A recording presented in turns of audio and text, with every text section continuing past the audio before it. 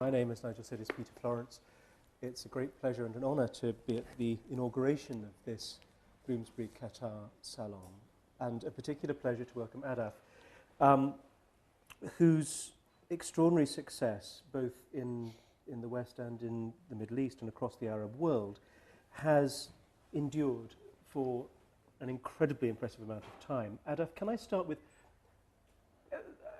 the simplest but nastiest question, which is, how is it that you are a great literary writer writing in the English language?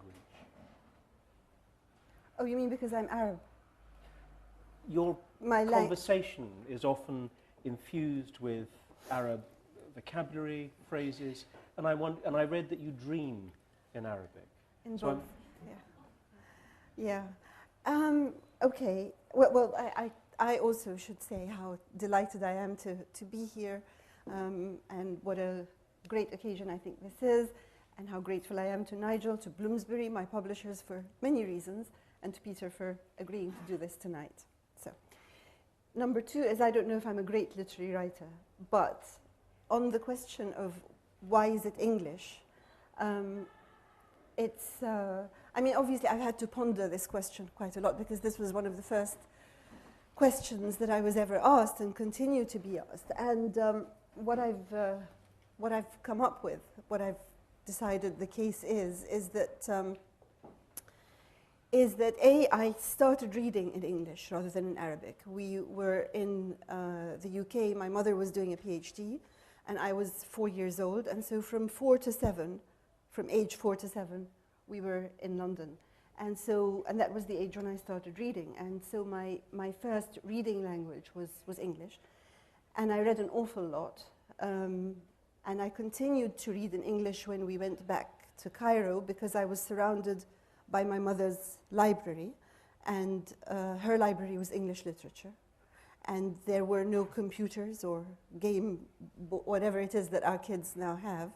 And so I just read. And so I think that there were parallel development. I mean, Arabic was the language I lived in, mainly, and English was the language I read in. And so eventually, when I came to write, I discovered that my literary language was English.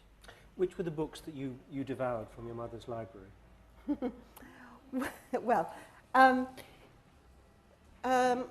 my mother used to pick me up. She used to go to the Senate House to do her research, and then she'd pick me up from school, and we would walk home together. And we would stop at a library to pick up children's books.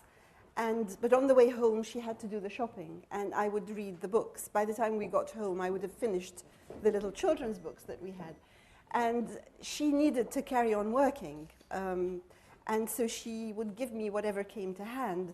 And what she gave me, what has stuck with me really, is the Arabian Nights. That she gave me Lane's Arabian Nights. It was a beautiful red and gold edition. And of course, it was massive. And I don't even know if I read it or if I looked at the pictures. But I have an image of sort of sitting on the floor in the room, because of course my parents were students and therefore we were poor, so there was one room and then a bedroom. And so I was on the floor with the desk lamp shining down, and I'm sort of leafing through Lane's Arabian Nights while my mother tries to work.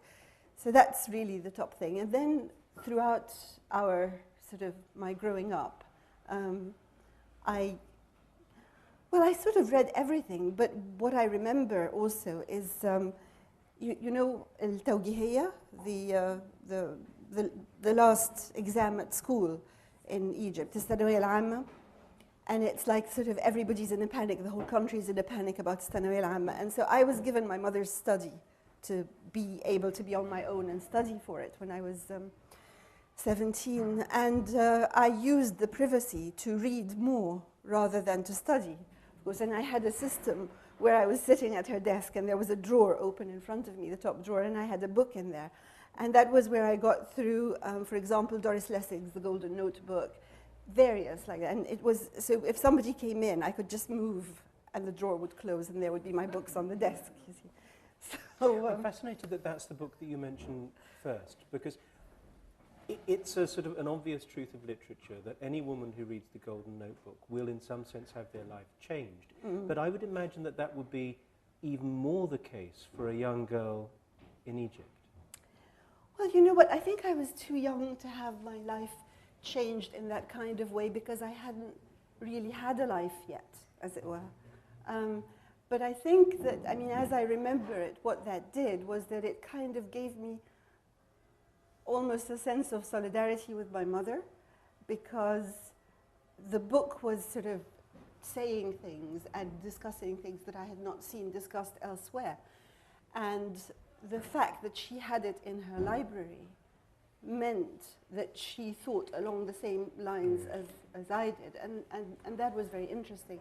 And of course, I guess in a way that was the first book I read that actually described and took female desire for granted as a thing in itself rather than as a response to male desire. And I guess that was important.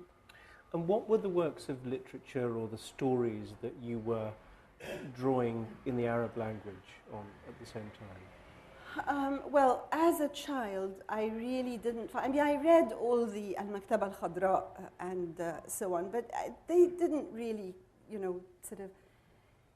It was only when I started reading grown-up fiction, if you like, and poetry, that it actually captured my imagination. And I think that the first grown-up book that I read was Fathi Ghanem, The Man Who Lost His Shadow.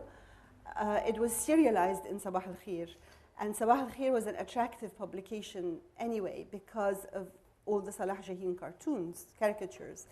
And then they started publishing Rajul Alladhi Faqada Dhillu in serial form with these marvelous sort of pencil, black and white shaded illustrations by Gamal Kamil, and that really was something, that was my first sort of proper Arabic novel.